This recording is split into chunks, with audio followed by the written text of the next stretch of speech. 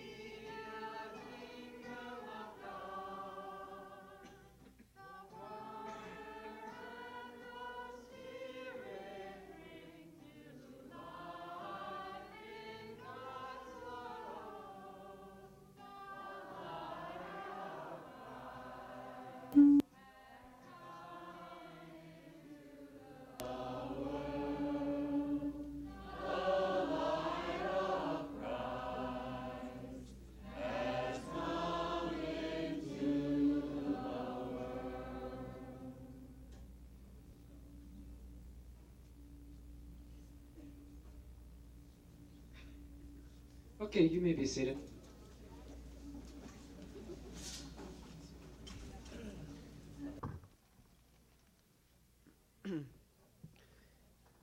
We'd like to pick up where we left off.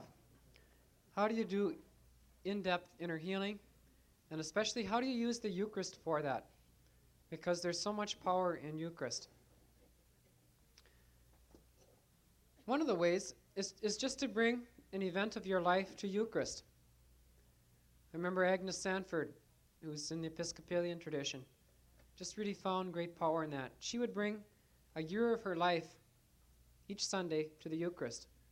And whatever had happened in that, she would just spend a few minutes before the Eucharist getting in touch with the hurts that were there, whatever she needed to invite Jesus into. And she'd just come with that year and just take Jesus in with all of his love. So if you're in touch with any event from your own life, any event at all that needs the Lord's love, you just come to Eucharist with that hunger and just take him in and ask Jesus to be whatever you need in that hurt. Whatever way you need his Father's love, whatever way you need his mother, just ask him to be that for you. And just sit there and receive him and get taken into his life. That's where the inner healing happens. It's when you get into his life, like say the birth of our Lord, and you've really not felt the arms of a father. You had a father who never really held you. Well, there's a whole part of you that is Jesus. And that when Jesus was held by his own father, by his foster father, Joseph, you were held there too. And just let yourself experience the strong arms of Joseph holding you all through that Mass, if that's what you really long for in the depths of yourself. But just enter into Jesus' life. He went through every single event where we've been hurt. He was betrayed. He was displaced in a foreign land. He was lost. He knew what it was like to have friends who didn't understand him. Every event in our life is someplace in the life of Jesus. And in the middle of that event, he took in the Father's love and he reached out to others. And as you just enter into that same event and take on the heart of Jesus, you're going to be healed. If you don't come with a certain event in your life, listen to the gospel and see what the gospel reminds you of. Maybe it's a gospel about Pharisees. When have you really been hurt by people that were like Pharisees, that said one thing to you and did another? When did the religious authorities hurt you? Maybe all you have to do is look at that priest who's celebrating, and there's no life in that man whatsoever. Well, there's your Pharisee. Can you reach out to him and love him the way Jesus could with those Pharisees? He ate with them. He died for them. In fact, the more difficult the celebrant is, the more healing you can actually do. Because that celebrant is reminding you of everybody else who's been unloving. If he's called Father, and he's very unloving and very mechanical, you can heal all the ways your father was that way as you just keep reaching out and trying to love him and seeing Jesus in him. So don't go look for the best Mass. You can do that. Sometimes you're just so wounded you need to really feel the love of a community that can sing. But other times when you're not that wounded, pick the person that's right there that makes you feel most distant. Maybe it's a celebrant. Maybe it's somebody else in that church that you just don't feel one with. You don't know what it is. Just say, Jesus, why is there such a distance between myself and this person? During this Mass, just show me your love for that person. Show me how you, and just pray for that person during Mass. That's another whole way of inner healing. So if you're in a parish where there's a lot of difficult people, you've just got all kinds of doors for inner healing right there. As you just reach out with Jesus' love in that Eucharist and start praying for them, start to let Jesus love you in the ways that you're like those people. Those are all ways of dealing with Eucharist. And Denny's going to just get into another way, the way that we were talking about this last time. How to extend Jesus' love through ourselves all the way back into our family lines, where all kinds of things might have come down to us. You know, we have got people that were involved in this or that, people that were depressed and they handed on their depression to their children, and we've got some of that in us too. I was just talking to a priest who found he was depressed every Sunday afternoon. He realized that his own mother was depressed every Sunday afternoon, that he picked up her burden. And he realized that so he asked the Lord, well, what's behind this in my mother? And he just sensed that she picked it up from her father, and he from his own father. And what he sensed was that his great-grandfather came over to this country from Ireland. And he worked very hard, and the family was just eking out an existence, and he worked 6 days a week. The only time he really had to feel the pain that his family was going through was Sunday afternoon. And he would just sit there with that pain. And it would be the time that he was depressed, and his whole family started to feel that too. And it started getting handed on from generation to generation. So he went, so what he did is he just prayed for his great-grandfather. He just got a sense of the Lord undoing all that bondage and loving that man and letting the links again be forged in Jesus. Did that at Eucharist. He found his mother's depression went. And then he asked his mother if that was true about her own father, and if she knew anything about her father's father. And it all checked out. All of that was broken just through Eucharist, through loving whoever seemed to be in need of love through Eucharist. And that's what we're going to get into. Denny will just say a few words about how to extend that, how to take Jesus in ourselves, and just to give his life to the living, and even all the way back to people in our families that have died.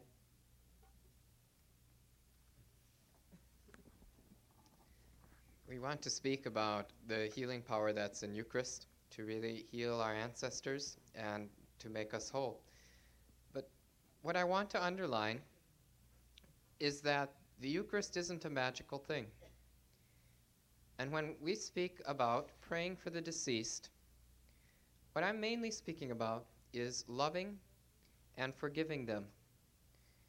And if we go to a Eucharist where that really doesn't happen, I don't know how helpful the Eucharist is going to be. So I'm going to be using the word Eucharist, but I really want to underline that what counts is love and forgiveness. And maybe if I tell you a story, you can get into how that works. In the movie this morning, do you remember there was a woman who I said, squeeze my hand when you get the scene? The woman's name was Tommy. And the hurt that she was praying for is she had a son, Scott, and Scott died 16 years ago. And what Tommy is saying in the movie is, I wished I knew what I knew now. I wished I could have told Scott about Jesus. In fact, when Scott said that he was dying, I told him, no, you're not dying. And then Scott dies on her. So Tommy is carrying all this grief around. So what we asked Tommy to do was just to go back and let Jesus be there with their son, as her son is dying. And remember, I told Tommy to squeeze my hand, and then tears began to come from her eyes. And she says, Jesus is holding Tommy. Or, excuse me, Jesus is holding Scott, her son Scott. And then as tears come down, that's all that happens. She kept crying for 3 or 4 minutes. And I asked Tommy, what had happened as a result of that prayer. When Matt and I went back to Chicago to interview the people, they all said, "Have you seen Tommy yet? Because she's the person that's changed the most." And I asked them, "Well, how has Tommy changed?" And they said, "Well, she used to talk behind other people's backs all the time. She was very self-centered. She never shared her things.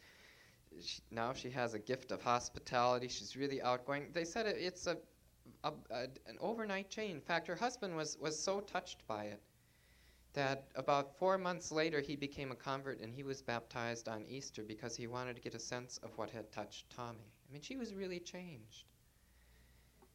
But the point is, my sense is that maybe, I don't know, a third or a quarter of our problems go back to things that we haven't grieved, and that we haven't allowed ourselves to be with Jesus and to be with those whom we have lost, and to tell them how we're feeling, and to let Jesus fill in what was missing. When I'm speaking about praying for the deceased, that's what I'm speaking about. I'm speaking about the love and the forgiveness that allows Jesus to fill in for the deceased what was missing, and allows myself too to be filled in, to let Jesus love me there too. That's what we're speaking about.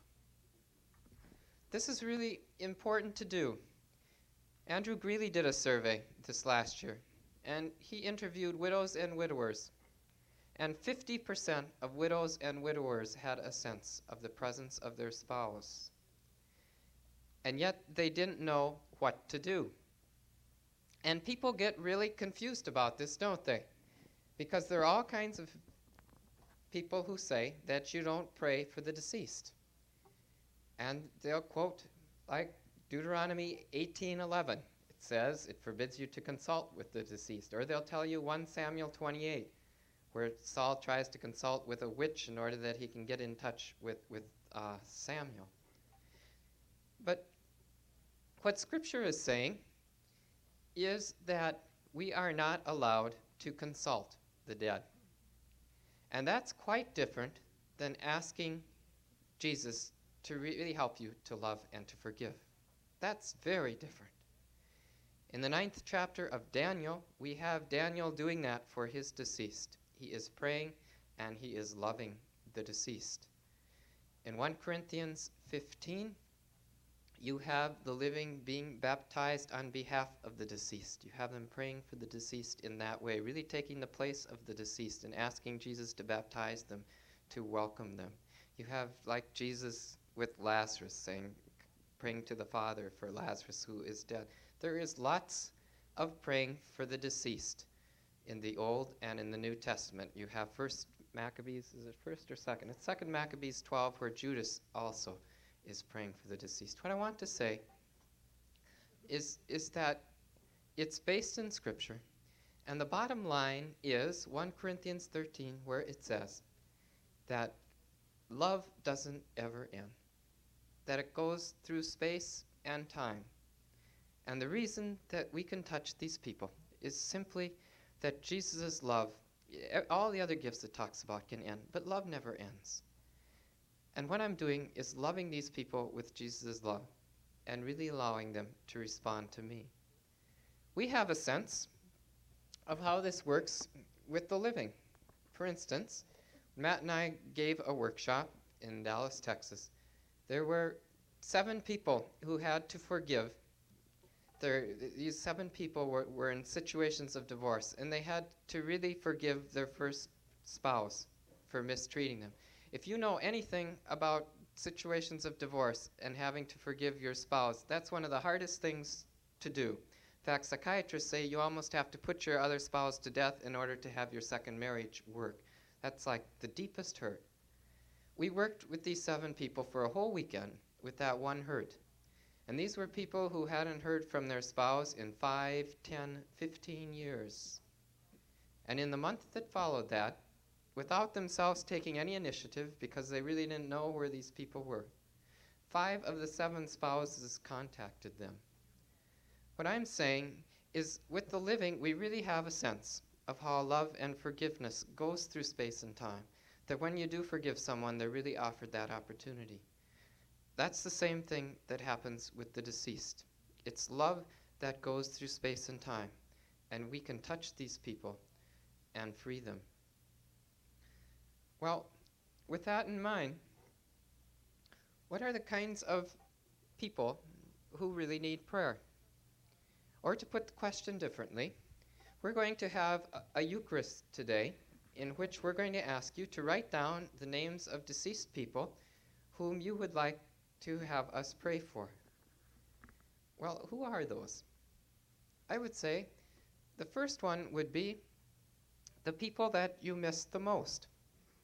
And so it might be like Tommy, who I just described, with her son Scott. Simply asking the question, who is it that I really grieve for? Who do I miss the most? Usually grief comes from a sense that you still need to do some loving and forgiving. That's what grief is. It's our unfinished work. So simply asking the question, who do I miss the most? Or a second question is, who in my family was the most wounded? Who was the most difficult to love? You may remember in the movie today, there was a woman, her name was Gail. And people were just praying in absolute silence over her. Like they didn't even know what Gail's hurt was or what was going on. We were just trying to show people how you can do inner healing, even if you don't know anything, and how you can do it in absolute silence. And Gail's situation was that when she was 18 years old, she was planning to run away. And guess what happened on the day that she was going to run away? Her father had a heart attack and he died. And what we know today of heart attacks, we really know that that is a broken heart and that we can do that to one another. And so Gail all these years had carried around that burden of guilt inside of herself. And in the movie, you see Gail crying. In fact, that's where we talk about tears. But after the movie, she thought, well, I just got hyped up for the movie. You know, how do I know? How do I know that when I pray for my father, anything is happening? So she went home, and she went home discouraged. And a friend said to her, Gail, I saw you crying, and I know that those tears were real, and I know that the Lord touched you. And you're going to know soon that that's true. 3 months later, a friend came from down south here, went all the way to Chicago to visit Gail, someone she hadn't seen in many years. And this friend said, 3 months ago, I had a dream about you. And in this dream, she described this house, and she described this man standing at the bay window. And she said, I don't know where this house was or who the man was, but God the Father was standing behind this man. And God the Father was saying, this man loves and forgives you, and I love and forgive you even more. And the house that this person had described was Gail's childhood home, all the furniture and whatnot. The man she had described was her father, who used to go and look out the bay window at night to put the day together. And it was a whole confirmation through a dream that this person had, that Gail's prayer was really answered. The second category then of people to pray for would be, who in your family was hurt the most? This would be things like suicides, just people who died without being loved, divorced people, people in mixed marriages, people that we consider outcasts. Sometimes people joining another church, but who has your family had a hard time loving and owning? Sometimes people with emotional disorders. And then there's a category that's much more stretching, but is also true. And the easiest way to describe that category is to tell you a story. We were in Britain and we met this man and his wife. For 20-some years, he had been a paranoid schizophrenic. He had felt like a band around his face. He could smell sulfur. He always heard guns going off. He heard people shouting. Uh, 20 years, he had just been hallucinating and hospitalized, like nonstop. And my friend, who is a psychiatrist, went to see this person one day.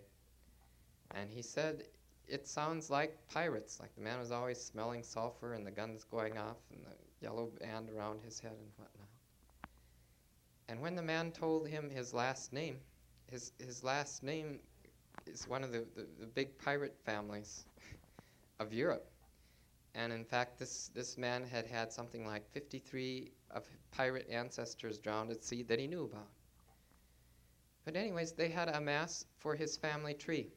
And all the voices and everything that he had heard inside of him stopped. We find that with illnesses like schizophrenia, but other things too, like water phobias, there are many things that can be handed down, and that frequently simply praying for the ancestors who were wounded in the same way heals and releases these people. So a question that you can ask yourself, like Matt's little example about depression on Sunday afternoons, a question that you can ask yourself is who else in your family who has exhibited this similar behavior? And just really praying for those people frequently releases that kind of behavior. The other categories are pretty simple ones. Betty mentioned any dealings in the occult in your family have been handed down. Just put those ancestors on the altar. Or sometimes people have a sense of someone's presence. You know, you hear about haunted houses and all this kind of thing. Those can be very true too. There's a documentary film that was made in England, and this film covered a straight stretch of road. It's a 6-mile stretch of road between these two towns, and the amazing thing was that it is straight. And yet, in a 6 months' time, there were 17 accidents on this little piece of highway. And the people kept complaining in these different accidents that they swerved to try to avoid these two people who were crossing the road. And those two people happened to be the first people killed on that highway. They were a bridal couple, and they were on their way to their wedding, and they were killed. So what they simply did was to have a Eucharist for those two people. And the British Broadcasting Company, they were out there, and they were getting this whole thing. But anyways, they checked on it for the 6 months afterwards, and there were no accidents on that road. I think we can have a sense of making places sacred. We call places like the Holy Land sacred. Other places like Gehenna had a sense of not being sacred. There's a way to make places sacred by just asking the Lord that if there's any spirit, whether it's an evil spirit or an ancestral spirit that's present, that is restless, just to take it home. It's a very easy way to bless and to make even land whole.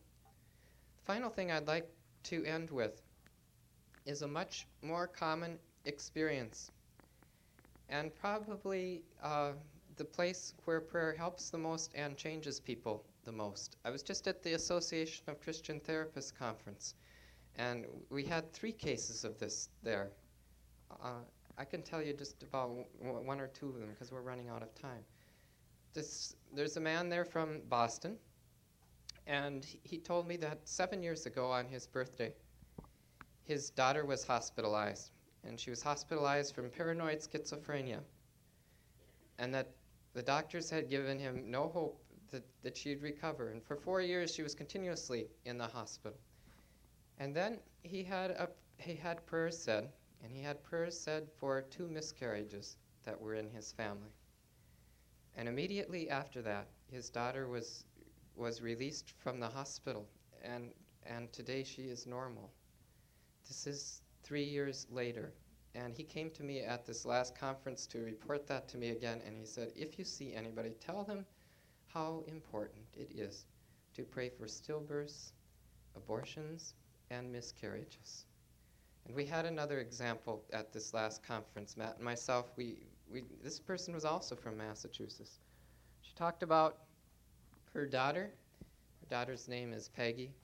Anyways, she's 5'8", and for uh, 4.5 years she had been an anorexic. Do you know what an anorexic is? People who do not eat. Like this particular person took 5 laxative pills a day. She'd lock herself in the bathroom from 6:30 until 10 at night, and she'd just get an upset stomach. She was wearing, I don't know all this, I mean, how this all goes, but her mother says she was wearing a size 3 dress and she should be wearing a size 10 dress. And, she weighed 90 pounds. She was 5'8". And the same thing had to happen there. They had a Eucharist. At the Eucharist, this girl saw the miscarried child, happened to be her godmother's child, and they gave that child to the Lord. In fact, they saw her grandfather carry that child to the Lord. And after that, she was able to eat normally. She had a period right away. I mean, the healing was immediate. She gained 18 pounds in the next month and a half.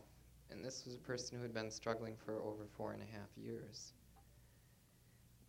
We have a friend who does this, especially with anorexics, and he has 52 case studies of it. 40 of them involved this with stillbirths, abortions, or miscarriages. There's simply a sense in a person like that that they don't want to give birth, and so they make their body impossible to do that. This is all at a subconscious level. What we're saying is 1 Corinthians 12 says we are one body, and we're all connected. It's very simple. We're all connected, generation to generation. The Jewish people had a sense of this, how Abraham was connected to Isaac, was connected to Jacob, the whole genealogy of the Lord. They had a sense of how their whole ancestry was present to them and was standing behind them, and how we were connected. And we've lost that. We've simply lost it. And so much, I think, of what we pick up, it's like being around depressed people. If you're around depressed people very long, how do you feel? Yeah, you feel depressed. We pick up what our loved ones and what our ancestors are feeling. And by asking the Lord to heal and to touch them, we're reaching into the depths of our own subconscious and healing and touching that. That's why it's important to pray for the dead. But again, I want to underline that what praying means is loving and forgiving them. I think I'd just like to close with what the Church Fathers' idea of this was, just to say that we're just simply getting back to our roots. Gregory of Nyssa, Gregory of Nazianzus, Basil the Great, they all had the sense that what heaven is, it's like this world. If I love you and you love me back, and I love you and you love me back, our love goes deeper and deeper for each other, doesn't it? It doesn't like just stand still, but it goes deeper and deeper and deeper and deeper. And that's the way the Church Fathers talked about afterlife. That when we die, the Lord loves us. And as we love him back, it goes deeper and deeper and deeper and deeper. It's like unending. And what we do when we pray for the deceased is we open in them the power to love. When we unbind them, when we forgive their sins, it's that whole thing in John that says, whose sins you forgive, they're forgiven, and whose sins you hold, they're held. We have the power to unbind people and to let them go, so that they can be free to love the Lord in deeper and deeper ways, and to love us in deeper and deeper and deeper ways. That's what we mean by one aspect of in-depth healing. We'd like then to have Eucharist. Is there anything else you want to say? We'd like to have Eucharist at 3:20. And between now and 3:20, on your way over to the church, we'd ask you to just take out a sheet of paper and just to jot down a few names of people that you wish to remember at Eucharist. People who are deceased. The parish of St. Bernadette. They were nice enough to give us the building for the past 2 days. And also, we want to pray in a special way because they begin a parish renewal the weekend of the 4th, 5th, and 6th of December. And we just pray that the Spirit of the Lord truly descends upon this whole area. And we know that's a big area blocked out in our diocese.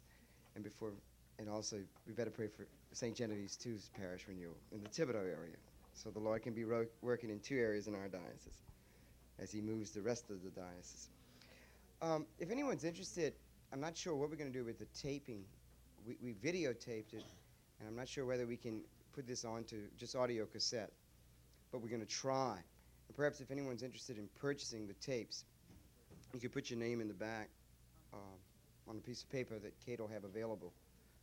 And if it comes out, we can send you that the tapes did come out, and you can purchase them. Also, if you'd like to order any of the books by the Lynn brothers, we have order forms in the back. And there's also a book coming out by all four. But Paulus Press didn't have it ready for when they sent us the books in. So maybe if you'd be interested in that, and when they do come out, it's supposed to come out this month. Deliverance Prayer. Okay, and if you'd be interested, when they do come in, we can announce this to you. Okay? Thank you very much.